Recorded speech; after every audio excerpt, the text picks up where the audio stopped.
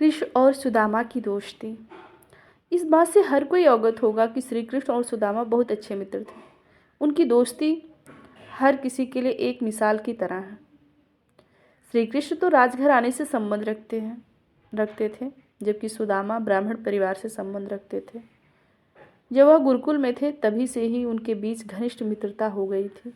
हालांकि गुरुकुल के अन्य विद्यार्थी इस बात से कई बार हंसते भी थे, लेकिन श्री कृष्ण को इस बात पर कोई असर नहीं पड़ा। फिर एक दिन शिक्षा पूरी करने के बाद उन दोनों के रास्ते जरूर अलग हो गए थे, लेकिन उनकी दोस्ती में कोई बदलाव नहीं आया। जब श्री कृष्ण और सुदामा दोनों ही अपनी गृहस्थी में व्यस्त हो गए थे, सुदामा की पत्नी अच्छी तरह से जानती थी कि श्री कृष्ण और सुदामा घनिष्ठ मित्र हैं। एक दिन आखिरकार वह थक हार कर सुदामा की पत्नी ने कहा, नाथ, हम और कितने दिन तक ऐसे रूखी सूखी रोटी खाकर अपना जीवन बिताएंगे। आप यह भी अच्छी तरीके से जानते हैं कि बहुत बार ऐसा होता है कि हमारे बच्चों को भी भूखा सोना पड़ता है। हम कैसे भी करके अपना जीवन गरीबी में गुजार सकते हैं, लेकिन मैं अपने बच्चों को ऐसी स्थिति में बिल्कुल भी नहीं देख सकती। इसलिए मैं चाहती हूँ कि आप अपने मित्र श्री कृष्ण के पास जाएं और उनसे हमारे लिए धन और ऐश्वर्य मांगें। वह आपके सच्चे मित्र हैं। मैं विश्वास के साथ कहती हूँ कि वह आपको कभी मना नहीं करेंगे। अब सुदामा करते तो भी क्या करते। आखिरकार उनको अपने बच्चों के हित के देखते हुए द्वारिका के लिए हामी भरनी पड़ी। अब सुदामा द्वारिकापुरी के लिए रवाना हो गए थे। रास्ते में चलते हुए उनके मन में अनगिनत सवाल उठ रहे थे। वह सोच रहे थे कि क्या वह द्वारिका जाकर सही कर रहे हैं, क्या उनकी दोस्ती केवल दिखावे के लिए है। यह सब सोचते सोचते उनका दिमाग घूमने लगा, लेकिन वह लगातार चलते जा रहे थे। लगातार चलते चलते उनके पैर उनको जवाब देने लगे। अब वह थक हार कर एक जगह पर बैठ ही गए। फिर मन में यह सवाल आया कि अगर वह ऐसी हार मान जाएंगे तो फिर वह द्वारिका कैसे पहुंचेंगे।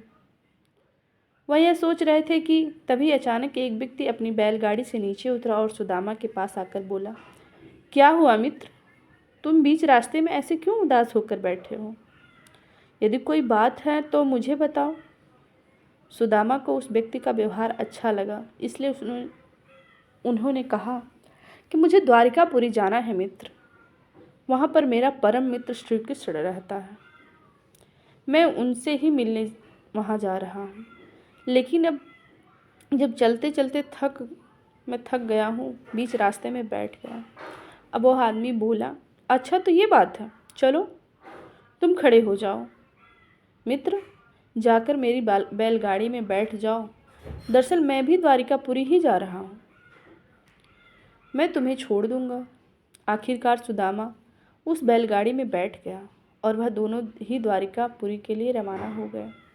बीच रास्ते में उस आदमी को जब यह पता चला कि सुदामा तो गरीब ब्राह्मण है, तो उसने इस बात पर सुदामा को खूब उपहास उड़ाया। वह बार बार एक ही बात कहता रहा कि कैसे कोई गरीब व्यक्ति एक राजा का परम मित्र हो सकता है। लेकिन शायद सुदामा को उस आदमी की बातों को बिल्कुल भी बुरा ना लगा, बल्कि सुदामा ने यह सोचा कि आखिर वह आदमी गलत कहाँ कह रहा था। पूरे रास्ते भर वह दोनों बातें करते गए। उनकी इस बातचीत के बीच कब द्वारिकापुरी आ गई इसका बिल्कुल भी अंदाज़ा नहीं लगा। द्वारिकापुरी पहुँचते ही उस आदमी ने कहा, यह लो मित्र, मैंने तुम्हें द्वारिका पहुँचा दिया। अब तुम श्री कृष्ण से मिलने जा सकते हो। सुदामा ने उस आदमी को धन्यवाद किया। अब उस आदमी ने अपने पास से ही एक मंदिर में प्रस्थान किया। सुदामा ने द्वारिका महल की ओर अपने कदम बढ़ाए थे कि अचानक उनके पैर रुक गए। सुदामा को याद आया कि उसने उस आदमी को धन्यवाद ही नहीं दिया। जैसे ही सुदामा उस मंदिर में गया तो देखा उसने कि वह आदमी और बैलगाड़ी कहीं आसपास नहीं दिखाई दे रही थी। मात्र 5 मिनट में कोई कैसे ही ओझल हो सकता है। अब सुदामा समझ गया कि वह आदमी कोई और नहीं बल्कि श्री कृष्ण था।